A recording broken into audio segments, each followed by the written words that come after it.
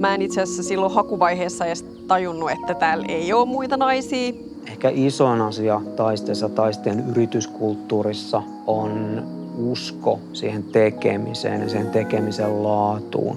Taisteella mä koen, että ihmiset on aina valmiita tavallaan takaamaan sitä sun osaamista.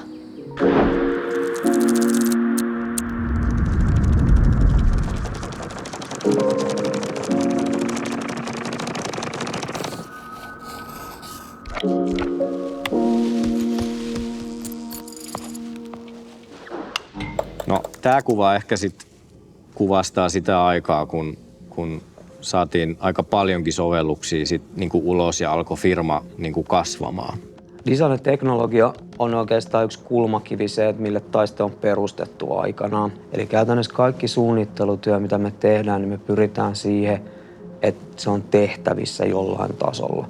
Tämähän oli eka sovellus, kun oli niin kuin kytkeyty niin kuin useampaan eri järjestelmään. Et piti niin kuin niitä integraatioita rakentaa vähän jopa eri tavoin. Et pyrittiin niin kuin äärimmäiseen yksinkertaisuuteen. Valopilkku oli ensimmäinen täysin digitaalinen taksintilaussovellus Suomessa. Eli sitä aikaisemmin oli pystynyt tilaamaan taksin käytännössä joko soittamalla tai lähettämällä tekstiviestin. Siinä oli jotenkin firma juuri oikeassa kohdassa, että pystyttiin ottaa tämmöinen isompi hanke sisään ja ihan niin kuin sieltä alkupään palvelumuotoilusta sitten ihan niin kuin sinne servereihin ja jatkuvaan ylläpitoon niin kuin asti. Mutta se oli kyllä todella vaativa hanke, kun mä muistan, että koko firma tosiaan asennoitu siihen, että nyt me tehdään tämä taksin tilauspalvelu niin kuin vimpan päälle. Se oli sellainen projekti, missä selkeästi silloinen pieni tiimi alkoi painimaan niin kuin suuremmassa painoluokassa. Siinähän palveltiin käytännössä koko Suomen kaikki online-taksitilaukset. Taksiliikenne kuitenkin luonteenomaisesti kohtaa valtavia kuormahuippuja aina sitten sesonkiaikoina on vaput ja uudet vuodet ja ynnä muuta. Ja sen järjestelmän piti kestää kaikki tällaiset piikit olematta sitten taas yliprovisioitu niinä hiljaisempina aikoina. Tässä yhteydessä rakennettiin sitten ihan niin kuin merkittäviä niin kuin järjestelmäratkaisuja, joiden täytyi toimia ja jotka myös sitä sitten tekivät. Me aika paljon piilotettiin valikkojen taakse semmoisia asioita, mitä se käyttäjä olisi saattanut tarvita tyyliin ihan heti. Mutta kun se keskiössä oleva asia on se oikea osoite ja se taksin helppo tilaus, niin ikään kuin kaikki muu otettiin vaikka siitä päänäkymästä pois. En tiedä, onko mä aikaisemmin oivaltanut tätä, mutta siinä tavallaan siinä etusivussa niin kuin kulminoituu taiste jollain tavalla. Koska se näyttää äärimmäisen yksinkertaiselta, mutta tavallaan just niin kuin Google, siinä on yksi tekstikenttä, niin tässäkin on se osoite. Niin tavallaan, että se osoite on jollain tavalla järkevä, niin se on kaikkea muuta kuin triviaali asia teknisesti. Mä muistan edelleen ihan täysin elävästi sen ensimmäisen taksin tilauksen siellä Tampereella, jonka siis minä tein siellä. Ja kyllä se oli älyttömän hieno niin kuin tunne, sit kun se taksi sieltä kurvasi. Valopilkku sitten vei taisteen omasta mielestäni ihan niin kuin uudelle tasolle. Että tämä ratkaisun laajuus oli kerta kaikkiaan vaan niin paljon suurempi kuin aikaisemmin. Suunnon kanssa yhteistyö lähti liikkeelle siitä, että tehtiin ihan konkreettinen prototyyppi siitä mobiilisovelluksesta, että miltä se voisi näyttää ja tuntua. Ja sitten sitä prototyyppiä oli helppo niin kuin Suunnon sisällä esitellä ja myöskin näyttää ihan oikeille käyttäjille, että mitä he on niin kuin siitä mieltä. Ja siitä lähti sitten 10 vuoden niin kuin yhteistyö, mikä jatkuu edelleen. No ehkä just kun on paljon puhuttu tästä pitkäjänteisyydestä, niin Suunto on niin kuin opettanut jotenkin sen, että kun kellokin kehittyy generaatio generaatiolta ja me ollaan oltu kuitenkin todella monen kellon kanssa niin kuin tekemisissä, tietysti osana heidän niin kuin tuotekehitystään, niin se on ollut niin kuin mielenkiintoinen matka, kun sielläkin niin kuin teknologia menee niin kuin pikkuhiljaa eteenpäin ja me saadaan pikkuhiljaa vähän niin kuin pidempi akun kesto, kirkkaampi näyttö, parempi resoluutio, on niin kuin nopeampaa kaikki. Se on opettanut semmoisen niin kuin rajoitteiden ja äärimmäisen tiukan raamin sisällä toimimisen ja silti pitäisi syntyä sieltä sitä timanttia. Ja nämä ei niin kuin välttämättä näy niin kuin ulospäin, mutta siellä niin kuin tiimin sisällä ne voi olla yllättävän suuria saavutuksia ja usein kuitenkin heidänkin kilpailijat niin samojen ongelmien kanssa kaikki vähän niin kuin puljailee ja voittava tiimi on se, joka puhaltaa parhaiten yhteen.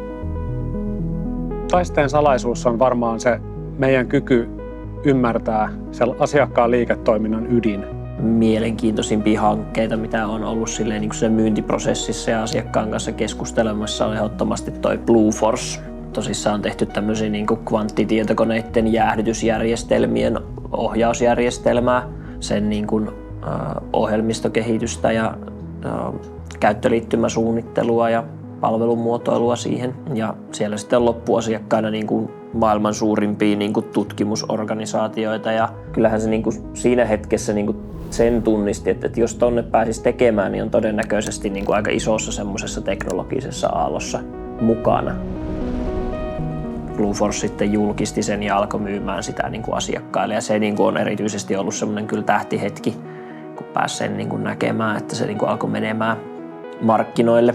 Oli kuvaavaa mun mielestä, että heidän oma ihminen sanoi tätä tuotetta, kun hän oli ollut tuolla alan messuilla ja katsonut kilpailijoiden tuotteita, että heidän Control Software 2 on nyt alan kultainen standardi. Ja se on todella iso asia. No tähän kuvaan liittyy semmoinen muisto, että firma kasvoi, mutta kovin on miesvoittosta. Mä muistan tuon hetken, kun jotenkin ikään kuin siihen kiinnitti huomiota, että hetkinen, että täällä on 12 miespuolista henkilöä. Niin, Tiina aloitti ensimmäisenä naisena Turun toimistolla designerina ja muistan kyllä, kun mä mietin paljon itse sitä, että miltäköhän se hänestä tuntuu aloittaa ensimmäisenä naisena. Mä en itse asiassa silloin hakuvaiheessa edes tajunnut, että täällä ei ole muita naisia.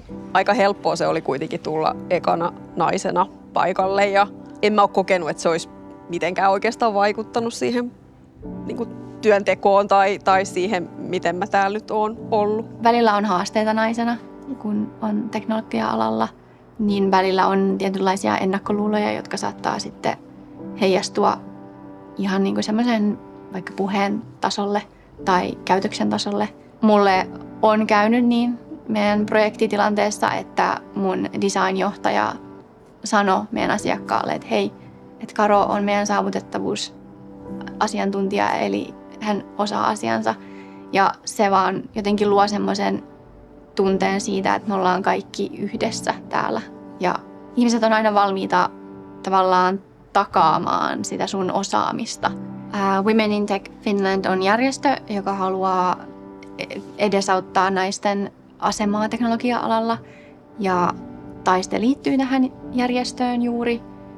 Ja tässä on yhteisenä tavoitteena herättää keskustelua naisten asemasta teknologia-alalla ja järjestää erilaisia tapahtumia ja levittää tietoutta siitä. Yhtenä hyvin isona tavoitteena saada naisia tulemaan sisälle teknologia-alalle, koska teknologia-alalla on välillä tämmöinen tietynlainen, voisiko jopa sanoa stigma, että se on vähän liian kylmä tai liian insinöörimäinen, joka voi olla sitten tosi monelle naiselle semmoinen maailma, mikä ei ole heille luontainen. Taisteella huomioidaan mun mielestä tosi hyvin työntekijöiden hyvinvointia ja me aina ajatellaan ja puhutaankin usein haastatteluissa, että me halutaan myös tarjota semmoinen työpaikka, joka antaa enemmän kuin ottaa ja halutaan, että on semmoinen avoin keskustelukulttuuri, että jos on jotain haasteita, on ne sitten töissä tai omassa elämässä, niin niistä pystyisi avoimesti kertomaan.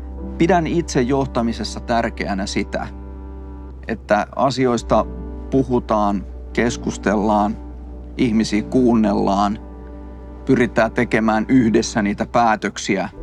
Olisi tosi hölmöä palkata fiksuja aloitekykyisiä ihmisiä ja sitten olla kuuntelematta heitä ja olla antamatta heille tilaa. Et kyllä se ajatus on se aina, että annetaan mahdollisimman paljon tilaa, mahdollisimman paljon kuunnellaan ja mahdollisimman tämmöinen niin kuin turvallinen ympäristö siinä mielessä, että annetaan mahdollisuus tehdä virheitä. Jokainen tekee virheitä ja jos ei koskaan tee virheitä, niin ei ole kyllä oikeasti mitään tehnytkään. Että ymmärretään se.